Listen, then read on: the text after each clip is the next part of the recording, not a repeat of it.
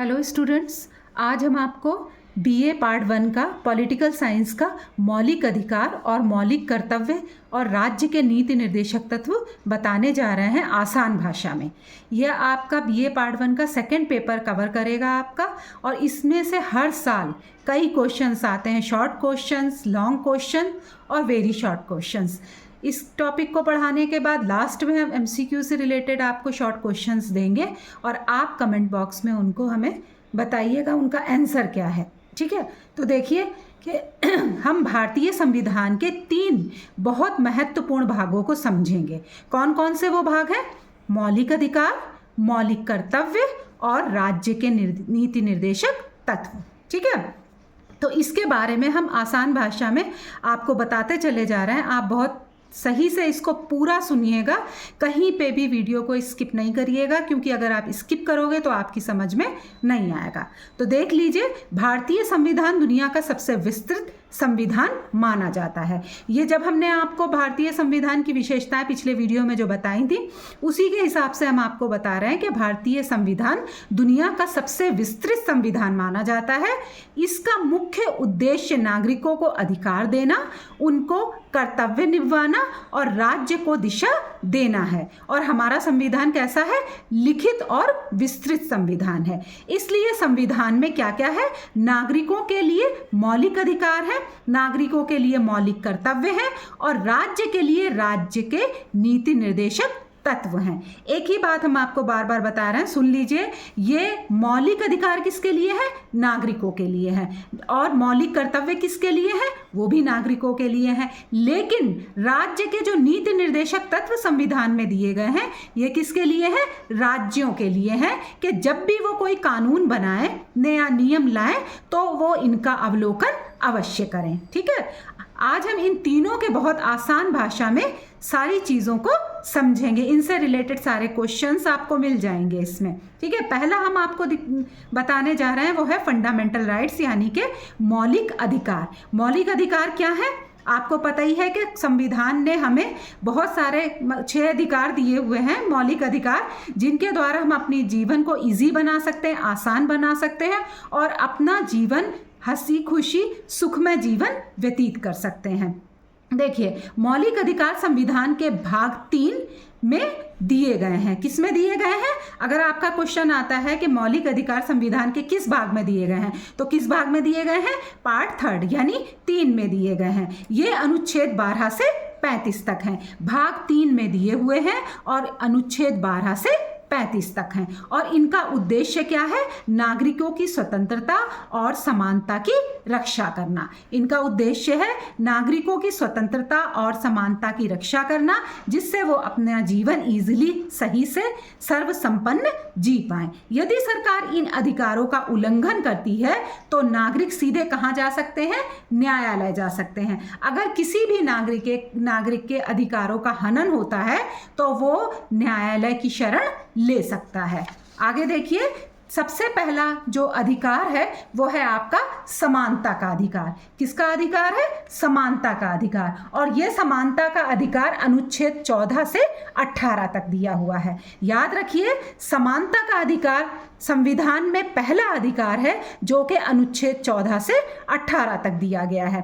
इसका अर्थ है कि कानून की नज़र में सभी बराबर हैं। सरकार किसी व्यक्ति के साथ धर्म, जाति या लिंग के आधार पर भेदभाव नहीं कर सकती। यानी कि कोई किसी भी धर्म को मान सकता है, किसी भी जाति का है, या कोई भी स्त्री है, पुरुष है, ये कोई भी किसी भी तरीके से असमान नहीं माने जाएंगे। सभी कानून की दृष्टि से, सरकार की दृष्टि से सभी समान हैं। राज्य की दृष्टि में सभी को समान माना गया है। नेक्स्ट आपका अधिकार है स्वतंत्रता का अधिकार। ये अनुच्छेद 19 से 22 तक दिया गया है। इसमें नागरिकों को कई स्वतंत्रताएं मिली हैं, जैसे बोलने की स्वतंत्रता, अभिव्यक्ति की स्वतंत्रता, देश में कहीं भी आने जाने की स्वतंत्रता, कहीं भी रहने की स्वतंत्रता।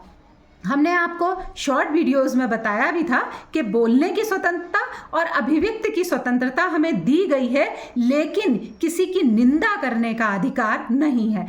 अपने शब्दों पे आप जो है ध्यान रखते हुए सही भाषा का यूज़ करेंगे और कोई भी आहत ना हो इस तरह से आप बोलेंगे। ये अभिव्यक्ति की स्वतंत्रता दी गई है, यानी कि आपको बोलने का अधिकार है, लेकिन पूरी तरीके से आप किसी की आलोचना नहीं कर सकते। आलोचना भी करेंगे तो आप लिमिट में रह करके करेंगे। उदाहरण के लिए अगर आप देखें तो आप सरकार की आलोचना कर सकते हैं, लेकिन हिंसा या नफरत फैलाने की अनुमति आपको नहीं है।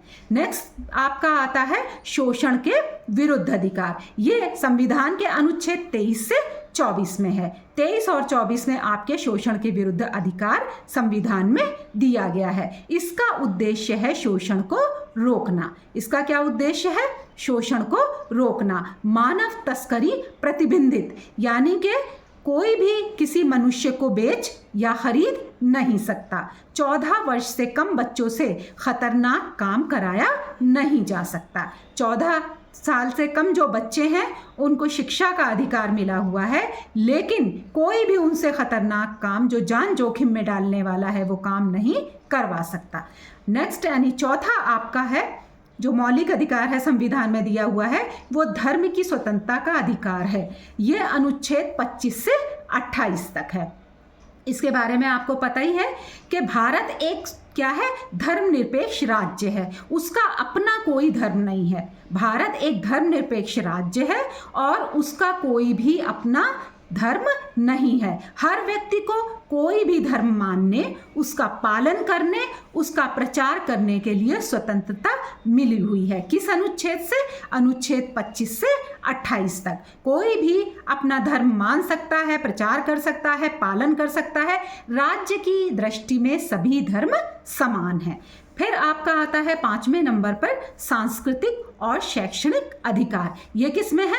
अनुच्छेद 29 और 30 में। अनुच्छेद 29-30 में सांस्कृतिक और शैक्षणिक अधिकार दिया गया है और इसके अंतर्गत क्या कहा गया है कि अल्पसंख्यकों की भाषा और संस्कृति की रक्षा करना है। यानी कि जो हमारे यहाँ अल्पसंख्यक हैं इस राज्य में, उनकी भी भाषा और संस्कृति की रक्षा अनुच्छेद 29 और 30 करता है। जैसे कोई समुदाय अपनी भाषा में स्कूल या संस्थान खोल सकता है, यानी कोई भी व्यक्ति अपनी भाषा को किसी भी स्कूल में पढ़ा सकता है और अपने संस्थान में उस भाषा को सिखा सकता है, उस भाषा का पालन करवा सकता है, उसको आगे उसको बढ़ा सकता है। नेक्स्ट देखिए आपका क्या है, जिसको बहुत इंपॉर्टेंट माना जाता है, संवैधानिक उपचारों का अधिकार। कौन सा अधिकार है?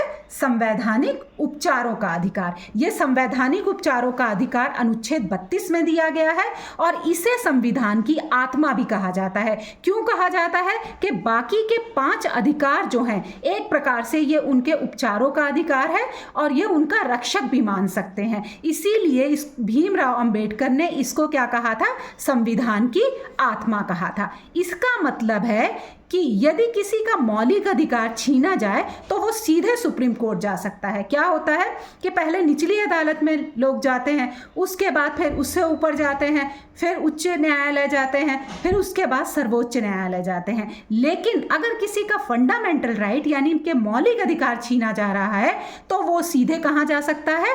देश की सबसे बड़ी अदालत यानी सुप्रीम कोर्ट जा सकता है। ये तो हो गए आपके मौलिक अधिकार। देखिए सुन लीजिए, जहाँ अधिकार है वहाँ कर्तव्य भी हैं। मान लीजिए कि एक चेयर आपको दी गई है, उस पर बैठने का अधिकार है आपको, लेकिन उसे सुरक्षित रखने का, उसे साफ सुथरा रखने का आपका कर्तव्य भी है। तो जहाँ अधिकार होंगे वहाँ निश्चित रूप से कर्तव्य भी जुड़े होंगे। तो इसी तरीके से हमें जो 6 फंडामेंटल राइट्स मिले हुए हैं उसके साथ साथ फंडामेंटल ड्यूटीज भी दी गई हैं संविधान में। ये मौलिक कर्तव्य कहलाते हैं। इनके बारे में सुन लीजिए कि मौलिक कर्तव्य संविधान के भाग 4A में दिए गए हैं। किस में दिए गए हैं? 4A में दिए गए हैं। इन्हें 1976 में 42वें संवैधानिक संशोधन द्वारा जोड़ा गया था। जब मूल हमारा संविधान बना था तो उसमें हमें मौलिक अधिकार केवल दिए गए थे, लेकिन मौलिक कर्तव्य आपके 1976 में जोड़े गए। पहले इसमें मौलिक कर्तव्य नहीं जुड़े हुए थे। और एक बात और आपको बता दें कि पहले हमें जो संविधान हमारा था उसमें 7 मौलिक अधिकार थे, एक संपत्ति का भी अधिकार था, लेकिन संवैधानिक संशोधन के बाद उसको एक कानूनी अधिकार बना दिया गया। अब वो मौलिक अधिकारों की श्रेणी में नहीं आता। ठीक है, मौलिक कर्तव्यों का उद्देश्य है नागरिक सिर्फ अधिकार ही ना लें बल्कि देश के प्रति अपने कर्तव्य भी निभाएं। ठीक है, इन मौलिक अधिकारों को भी समझ लीजिए। हमने एक ही उदाहरण दिया था कि अगर आपको कोई पद दिया जाता है तो उसका हर सुख, उसकी सैलरी, उससे मिलने वाली हर सुविधाएं आपको लेने का अधिकार है, लेकिन उस पद की गरिमा बनाना भी आपका कर्तव्य है। तो मौलिक कर्तव्य कौन कौन से हैं? नंबर 1, संविधान का सम्मान। अपने संविधान के, अपने देश के संविधान का सभी का यह कर्तव्य बनता है कि वो सम्मान करें। राष्ट्रीय ध्वज और राष्ट्रगान का संविधान के हिसाब से हमें, हमारा कर्तव्य है ये कि हम इनका सम्मान करें। किसका? राष्ट्रीय ध्वज का और राष्ट्रीय गान का। देश की एकता और अखंडता की रक्षा करना। पता ही है आप लोगों को कि भारत विविधता में एकता वाला देश कहलाता है। यहाँ बहुत सारे धर्मों के लोग, बहुत सारी जातियों के लोग रहते हैं।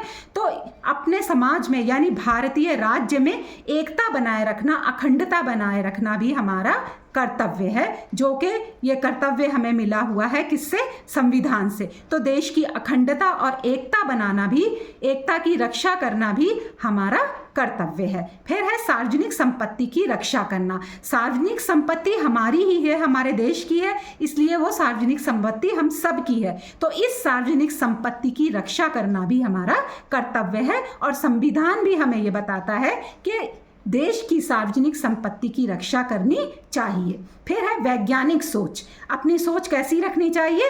वैज्ञानिक सोच और मानवता का विकास करना चाहिए। ये नहीं कि हम जिस धर्म के हैं उसी के लोगों का उद्धार करें, उसी का विकास करें, नहीं। जो मानवता कहती है उसके हिसाब से हमें कार्यों को करना है और मानवों का यानी मानवता का हमें विकास करना है। ठीक है, 6 नंबर पे आता है आपका कि पर्यावरण की रक्षा करना।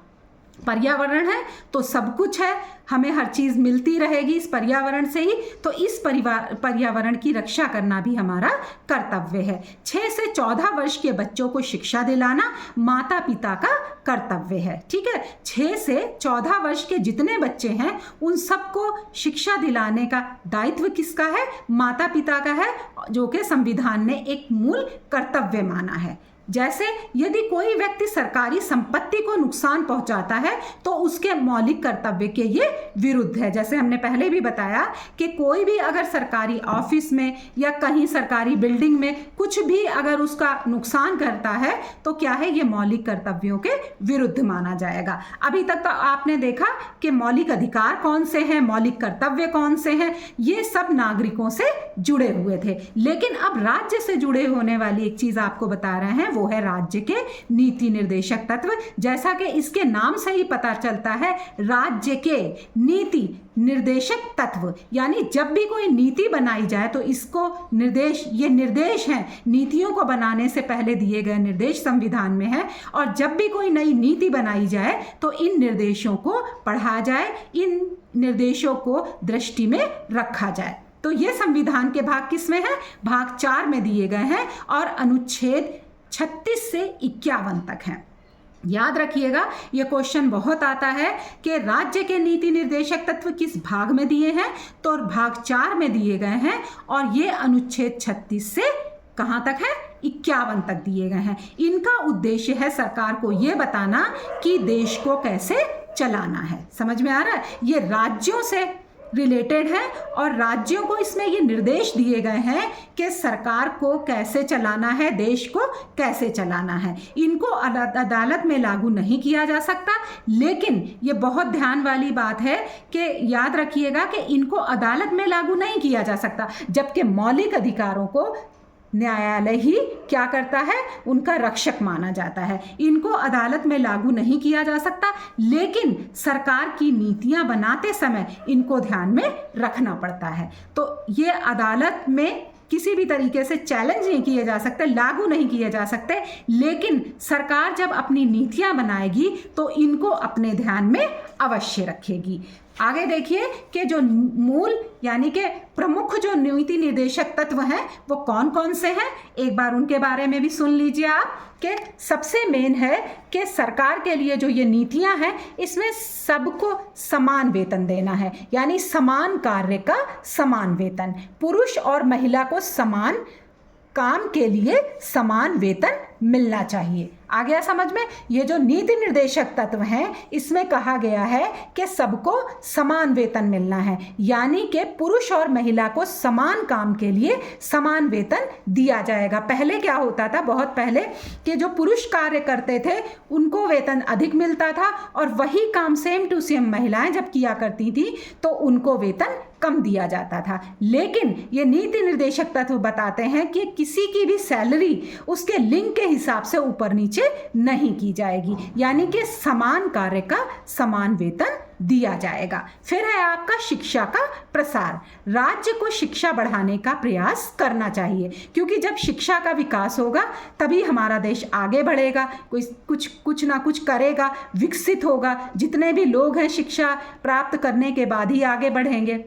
ठीक है, तो शिक्षा का प्रसार करना किसका मतलब एक तरीके से क्या है, राज्य का धर्म है। और राज्य के लिए ये एक नीति निर्देशक तत्व है कि राज्यों को शिक्षा बढ़ाने का प्रयास करना चाहिए। गरीबों और कमज़ोर वर्गों की सहायता करना, सरकार को गरीबों के लिए योजनाएं बनानी चाहिए, जो कि हर साल हमारी गवर्नमेंट बनाती भी है कि गरीबों और कमज़ोर वर्गों की सहायता के लिए इनको दिनों दिन हर साल जो है वो कोई ना कोई योजनाएं बनानी चाहिए। उसके बाद आता है स्वस्थ और पोषण का कर्तव्य है कि लोगों का स्वास्थ्य सुधारें, यानी राज्य का ये कर्तव्य है, राज्य को ये निर्देशित किया जाता है कि वो स्वस्थ और पोषण जो है वो लोगों का स्वस्थ सुधारे और इसके बारे में भी ध्यान रखे। फिर आता है अंतर्राष्ट्रीय शांति। भारत को विश्व शांति को बढ़ावा देना चाहिए और विश्व शांति को बढ़ावा देने के साथ साथ अपने राज्य का भी विकास करना चाहिए। तो इसमें हमने आपको बताया कि नीति निर्देशक तत्व ये हैं कि शिक्षा का प्रसार करना, समान वेतन, गरीब और कमज़ोर वर्गों की सहायता के लिए योजना बनाना, स्वस्थ और पोषण का ध्यान राज्य को रखना, अंतर्राष्ट्रीय शांति को बनाए रखना। अब हम आपको बताते हैं कि इन तीनों में क्या अंतर है। शॉर्ट्स में आप देख लीजिए, एक तालिका बनाई है जो हमने, इसके अनुसार आप देखते चलिए, आपको अच्छे से समझ में आ जाएगा कि सबसे पहले विषय, फिर मौलिक अधिकार, मौलिक कर्तव्य और नीति निर्देशक तत्व। किसके लिए हैं ये? मौलिक अधिकार नागरिकों के लिए, मौलिक कर्तव्य भी नागरिकों के लिए, नीति निर्देशक तत्व सरकार के लिए। और लागू करने का तरीका क्या है? मौलिक अधिकार अदालत जा सकते हैं अगर हनन होता है मौलिक अधिकारों का, मौलिक कर्तव्यों में अदालत में लागू नहीं होते, मौलिक कर्तव्य अदालत में लागू नहीं होते, और नीति निर्देशक तत्व अदालत में लागू नहीं होते। सेम टू सेम ध्यान रखिएगा कि मौलिक कर्तव्य अदालत में लागू नहीं होते, नीति निर्देशक तत्व भी अदालत में लागू नहीं होते, जबकि मौलिक अधिकारों का अगर हनन होता है तो अदालत जाया जा सकता है। उद्देश्य क्या है? अधिकार देना। समझ में आ रहा है? इनका संविधान के द्वारा ये अधिकार मिले हुए हैं, यानी मौलिक अधिकार दिए गए हैं। फिर मौलिक कर्तव्य क्या है? जिम्मेदारी बताना। मौलिक कर्तव्यों से हमें जिम्मेदारी पता चलती है, लेकिन मौलिक अधिकारों का अगर हनन होता है तो हम न्यायालय जा सकते हैं। नीति निर्देशक तत्व सरकार को दिशा देने वाले, याद रखिएगा, नीति निर्देशक तत्व सरकार को दिशा देने वाले। अगर आपका ये क्वेश्चन आता है कि मौलिक अधिकार, मौलिक कर्तव्य और नीति निर्देशक तत्व में अंतर बताइए, तो आप इस सारणी को बना सकते हैं और आपका एक लघु क्वेश्चन तैयार हो जाएगा। ठीक है, इस प्रकार मौलिक अधिकार नागरिकों की स्वतंत्रता की रक्षा करते हैं, मौलिक कर्तव्य नागरिकों को जिम्मेदार बनाते हैं, नीति निर्देशक तत्व सरकार को मार्गदर्शन देते हैं। समझ में आ गया? एकदम तीनों को मैं एक एक लाइन में बता रही हूं, जो कि आपके वेरी शॉर्ट क्वेश्चंस को पूरा कवर करेगा। देख लीजिए एक बार फिर से। मौलिक अधिकार नागरिकों की स्वतंत्रता की रक्षा के लिए हैं, मौलिक कर्तव्य नागरिकों की जिम्मेदारी है, नीति निर्देशक तत्व सरकार को मार्गदर्शन देने के लिए हैं। ठीक है, इन तीनों के माध्यम से भारतीय संविधान लोकतंत्र और सामाजिक न्याय को मजबूत बनाता है। याद रखिएगा कि इनके ही द्वारा भारतीय संविधान लोकतंत्र और सामाजिक न्याय मजबूत बनता है, यानी हमारा लोकतंत्र मजबूत बनता है। ठीक है, हमने आपको इन सब के बारे में, इन तीनों के बारे में बहुत ज़्यादा लॉन्ग में नहीं बताया है, बहुत शॉर्ट में भी नहीं, लेकिन हर चीज़ को मैं एग्जाम्पल दे के समझाती रही हूँ। उम्मीद है आपको समझ में आता रहा होगा। और आप लोग जो है वीडियो को लाइक कीजिए और चैनल को सब्सक्राइब कीजिए। और इस तरह के जो इसके शॉर्ट क्वेश्चंस हैं वो मैंने LT में जिन बच्चों को पढ़ाया है, तैयारी करवाई है, वो वीडियोस भी एक एक पड़ी हुई हैं। आप उनको भी MCQ जो हमने तैयार किया है उनको भी देखें, आपका सब कुछ तैयार हो जाएगा अगर सिर्फ आप उनको सुनते ही रहें। ठीक है, तब भी आपको एक एक लाइन वाले क्वेश्चन तैयार हो जाएंगे। देखिए, हम कुछ MCQ के आपको क्वेश्चंस बता रहे हैं, इनका सबका जवाब हमें कमेंट बॉक्स में ज़रूर दीजिए। देखिए, पहला है मौलिक अधिकार संविधान के किस भाग में है? A भाग 2, B भाग 3, C भाग 4 और D भाग 5। ठीक है, उसके बाद में देखिए कि मौलिक कर्तव्य किस संशोधन द्वारा जोड़े गए? 44वां, 52वां, 42वां या 73वां। ठीक है, नेक्स्ट क्वेश्चन है आपका, नीति निर्देशक तत्व किस भाग में है? भाग 4, B भाग 3, C भाग 7 और D भाग 5। ठीक है, नेक्स्ट क्वेश्चन, संवैधानिक उपचारों का अधिकार किस अनुच्छेद में है? A 19, B 21, C 32 और D आपका 44। समानता का अधिकार किस अनुच्छेद में है? A 12 से 15, B 14 से 18, C 20 से 24 और D आपका 25 से 30। ये 5 क्वेश्चन है, ABC करके हमें आप ज़रूर जवाब दीजिएगा कि A1 का A, 2 का B, इस तरह से आप हमें एक ही लाइन में कमेंट में जवाब दे सकते हैं। चैनल को सब्सक्राइब करेंगे तो आपको और भी लॉन्ग वीडियोस मिल जाएंगी। BA पार्ट 1 का लगभग मैंने सारा सिलेबस इस चैनल में डाल दिया है। आप सभी को देखते रहिए, हर वीडियो को आपका सारा का सारा सिलेबस तैयार हो जाएगा। चैनल को हमारे सब्सक्राइब कर लीजिए ताकि जो भी वीडियो मैं बनाऊँ आप तक पहुँचती रहे।